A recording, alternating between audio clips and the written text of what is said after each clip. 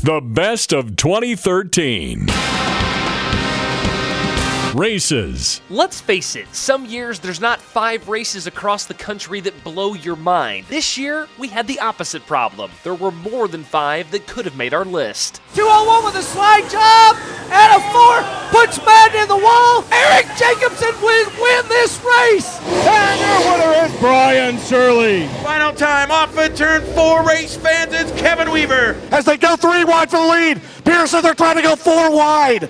Oh my goodness, in the 1. Eric Spangler trying to make the win. And it's Fuller by a half a car length. Southern Nationals at Duck River and all the drama that came along with it. ALMS at Fairbury and one of the many great falls finishes of 2013. The wild ending to the Hell Tour race at Peoria that saw Brandon Shepard cross the finish line backwards. The Lucas Oil Whiskey City 50 at Lawrenceburg in late August. A Wolverine State Thriller at Merritt in Michigan, all worthy, along with dozens of others across the United States from January through December that we took into heavy consideration. But our voting panel had to narrow it down to 5, the 5 best of 2013, and here they are now.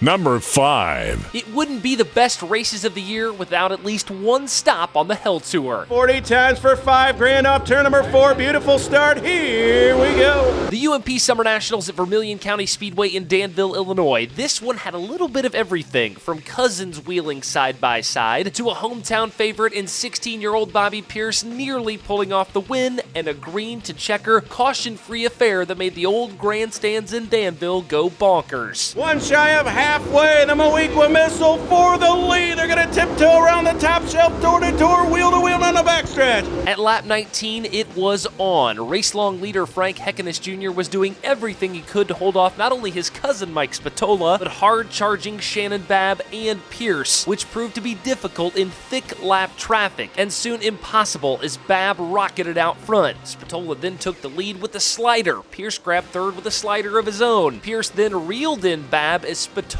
the youngster and the veteran driver of the 18 car, put on a Sunday night show over the final few laps. 6 laps remain. 3 of the best here in the Midwest gonna dance for $5,000 with 6 to go. Babb upstairs, Pierce on the bottom, door to door, wheel to wheel to the inside. Babb bobbles a bit on the high side. He's gonna draw even with him. Down the backstretch. Babb will work in the middle. Bobby Pierce as well off turn number 4. Your winner, Shannon Babb. It was a blast. He was able to race everywhere. Heck, it was just a crazy race out there. Many Summer National races were good this year, but only one makes our top 5 list, Danville at number 5. Number 4. 3 cars down the backstretch for the checkered. Into turn number 3 and 4. McCready in the middle, Lanigan way up on the cushion. Moyer down on the bottom. We can't give away the finish of our number 4 race immediately because, yes, it was that good. Another 16 inches or 20 foot or 10 foot probably definitely would have been different results. In our 12-month sport that is dirt late model racing, we often forget about the races in January and February that are so good. But Volusia Speedway Park, dead in the middle of the week on a Wednesday night, was impossible to forget, and a finish for Speed Week's lore. We're going to have 1 to go. There's 3 grieves to use, and they're all in them. Here we go, Rick. Long before the finish, we had a massive star-studded pileup on lap 1 and a hell of a battle between Outlaws regulars Darrell Lanigan and Tim McCready, as the 29 and the 39 went back and forth for several laps before a Vic Coffey caution on lap 27 allowed Hall of Famer Billy Moyer to pull even with the final 2 and provide a very memorable final 10 laps. This has been a very entertaining race, and I don't think the entertainment is over because Moyer is closing in on McCready, and he's going after T-Mac with 7 to go. Well, Darrell Lanigan last lap went center groove and then tucked right back in line. Now he commits center groove. We're going to have 1 to go. There's 3 grieves to use, and they're all in them. Here we go, Rick. And they're both closing in on T-Mac. So it could be 3 cars under a blanket. Here comes Darrell Lanigan to the outside. 3 cars down the backstretch for the checkered. Into turn number 3 and 4. McCready in the middle, Lanigan way up on the cushion. Moyer down on the bottom. Off the turn. It's McCready with the win. It was a good race. We missed that little bit down there in 3 and 4. It really cost me. And 2 or 3 wide there at the end, and I mean, just be side by side with you. That was definitely racing there. I probably got more defensive than I should have, and it's hard to not when you see Billy Moyer's number and Darrell Lanigan's number up on the board. One of the best finishes in Speed Week's history, and a shot in the arm in the dog days of February made this Volusia race on Wednesday night our 4th best of 2013. Number 3. We are so used to seeing 100-lap races at Eldora that sometimes we forget just how fantastically awesome all-out Mad Dash 25-lappers can be at the historic half-mile oval. Davenport will take the lead. Francis will go to second.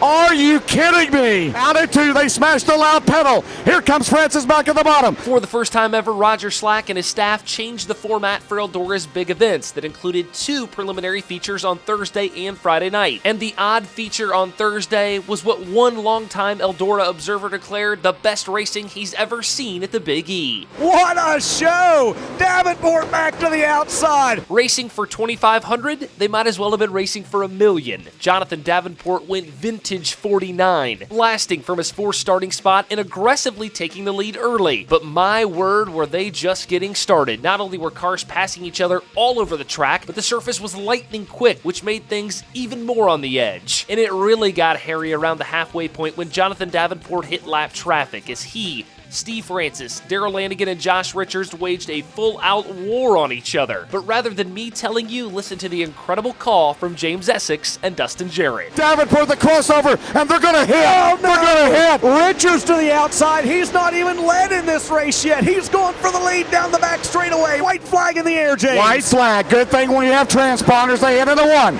Richards on the outside. Francis down low. Out at 2. They smashed the loud pedal. Here comes Francis back at the bottom. Richards up top. They go into 3. Richards by a car length. Out of turn 4. Francis on the bottom. At the checkered. It's got to be Josh Richards wins. Francis second, Lanigan third. It was a lot of fun, though. I was glad to see the restart. We wouldn't have got up through there if it wasn't for that. 7 lead changes among 4 drivers, multiple grooves, and racing so good that Clint Boyer flew in the next day to see it after watching it on Eldora's pay-per-view live. The new format got off to a rousing start with the odd feature Thursday Night at the Dream, the number 3 list on our top races of 2013. Number 2. It may be number 2 on our list, but it's number 1 in the heart of our good friend James Essex. The race of the year. Forget about it. I don't want to hear nothing else. At the time, James was actually correct. The 2nd annual Silver Dollar Nationals was flat out nuts, and as of mid-July, was the best race in the country. We'll get to number 1 in a few minutes. But what happened on a blistering hot Nebraska night is something no one who was there will ever forget. The guy's a complete jack-off, and I hope he comes on over here because I like to tell him to his face. This race has so much drama, it's hard to pick where to start. How about with the Brian Burkhofer-Jared Landers tussle that led to that choice language you just heard from Berkey and a put-on-the-spot Ben Shelton? But that was up front early in the race. How about at the rear of the field where 34th starting Ryan Gustin, who needed a provisional just to get in the field, wasn't exactly considered a favorite at the drop of the green. But we'd soon find out what the modified world already knew. This kid can drive. Ryan Gustin for the lead! He'll slide Jimmy Owens! The Reaper clearly had the best car on the racetrack, advancing 33 positions. 33 in a little over 40 laps, as he sliced and diced his way through the field with wide open ease, taking the lead from Jimmy Owens and appearing to pull away for good. But after the great rise to the top came the great fall as well. 25 to go at I-80. Whoa! Gustin spins Burke right in turn 3 and 4! The stunned crowd, who just moments ago rose to their feet to watch Gustin take the lead, could not believe what they saw when he gave the race away in lap traffic on lap 55 with just 25 to go. It never did, I guess, but man, it's heartbreaking. Gustin's mistake left the door open for Owens, who wasn't dazzling but was steady and held off Tony Jackson Jr.'s surprising run on the bottom for a $27,000 Silver Dollar Nationals victory on an unforgettable night. To maybe reel him back in, I don't know if it's ever going to get back by him or not, but my hat's off to him. He had a good run, just a little bad misfortune. I don't know. He ran the top every lap down there, and I was going to go went in there wide open, was going to put a slide job on him, and Jimmy Owens is behind you. There ain't no sandbagging. F-bombs, a 34th to first charge, and a battle at the end. All of it made the Silver Dollar Nationals number 2 on our list. Number 1. The truth about Fairbury American Legion Speedway is that it could have had more than one race on this list. Ryan Unzicker does it here tonight in Fairbury. Final time off of turn 4, race fans, it's Kevin Weaver. Both ALMS races and the Hell Tour event at the Sporty Quarter Mile were fantastic again this season, but there could be only one, and in the end, there was no doubt the Prairie Dirt Classic stood head and shoulders above the rest of the nation when it came to DirtOnDirt.com's 2013 Race of the Year. Oh, showcase here tonight at Falls. Some stage setting is actually required for this one. Keep in mind, while Fairbury is no secret to the most hardcore of dirt late model fans, it had never in its long history hosted a National Touring Series event, which made this year's World of Outlaws sanctioned $20,000 to win Prairie Dirt Classic the first step into the national spotlight for the track simply known as Falls to the locals. Luckily, when it found itself under those hot lights, it did not shy away. Pulled to the bumper of Shannon Babb down the front stretch. The work to his inside over in turns 1 and 2. Many wondered if the drop of the green flag at the Black Dirt Oval could hold up over the course of 100 laps, a distance that had never been run at Fairbury. We found out quickly it wouldn't be a problem. Dale McDowell jumped to an early lead, but Bobby Pierce wasted no time showing just how good his 32 car was, rolling from his 17th starting spot all the way to the lead on lap 29, setting up a memorable night. Bobby Pierce, now Billy Moyer going to jump to the high side. He's going to try to work back around Kyle Logue. Bobby Pierce for the lead over in 3 and 4 bin. Pierce drug low-running Kyle Logue with him on the bottom as the two charged to the front, with Pierce setting a torrid pace in first and Logue eventually fading, as Shannon Babb made his way to second by lap 48. What followed was a veteran chasing a youngster in every way imaginable, as the 18 car stalked him on his preferred high groove lap after lap, side by side with the 18 up top and the 32 on the bottom. Babb briefly grabbed the lead on lap 80, only to give it back to Pierce, and then got it back again on laps 89 and 90, at which point Dale McDowell joined the fray and mixed it up, as the trio would go 3 wide at times over the final 10 laps. Back up front, again they're going to go 3 wide off turn number 4. Pierce, Babb, McDowell. Before we discuss the fantastic finish, remember the final furious moments didn't come without controversy. Pierce claimed under the caution flag stops earlier in the race, the tires in his low line had been moved out, affecting his ability to hug the bottom, and thus costing him the race. But more on that later, as McDowell, Babb, and Pierce all brought the frenzied crowd to its feet on lap 99. White flag in there. They're side by side at the line. It's Babb by a nose. McDowell in second. Now Bobby Pierce looks to the inside. McDowell inches ahead. Now here comes Babb. Final time in 3 and 4. They were 3 wide in 1 and 2. McDowell's going to try the inside. Bobby Pierce on the bottom. Not enough. The Moweaqua Missile wins a thriller for the 24th annual Prairie Dirt Classic. Oh, showcase here tonight at Falls. The biggest race in the history of Fairbury was over. Babb a winner. Pierce and McDowell showing fireworks in the infield. Reaction we soon wouldn't forget. McDowell, he just, on that last lap there, I guess he thought he was going to slide job Shannon or something like that. And I don't know if he didn't see me or what, but he just turned right into me, and he almost wrecked us both. I was waiting for the white flag where maybe I could make something happen, and you know, and it didn't. I mean, I don't know. I don't know what them. I mean, hopefully the video's good so everybody can see what happened there. And I thought I had one coming back for Dale. I kind of rubbed on him awful hard there early in the race, and I figured that if he gave it right back to me, you know, he deserved it. Wins like this are hard to come by. It's one of the first 100 lappers here at Fairbury, and 20,000 to win in Illinois with all your friends and family around.